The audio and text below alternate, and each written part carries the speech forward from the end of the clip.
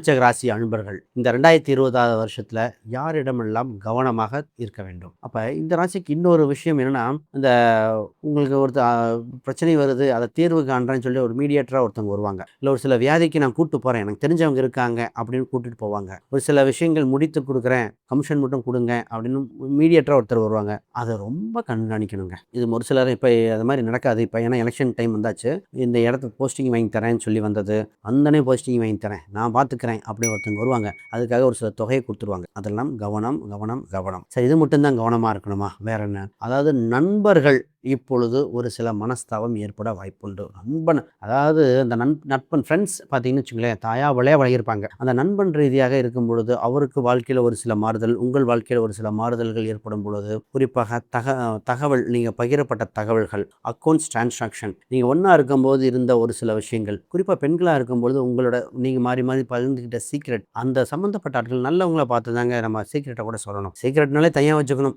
இதுதான் இது. இந்த நேரத்தில் என்னன்னா சின்னதாக ஒரு பிரச்சனை இது, போட்டி பொறாமையோ ஏதோ ஒன்று. அப்போ நண்பன் ஒரு சிலதை விட்டு கொடுக்க வேண்டியது வரும். ரொம்ப எருக்கி பிடிக்க வேண்டிய சூழ்நிலைகள் இல்லை. இப்போ நண்பன் மட்டுமா இருக்குமா சார்? சொத்து விஷயம் எப்படி சார் இருக்கும்? இந்த மாதிரி பல விஷயங்கள் இருக்குது. அதை நட்பு ரீதியாக அதை பற்றி பார்ப்போம்.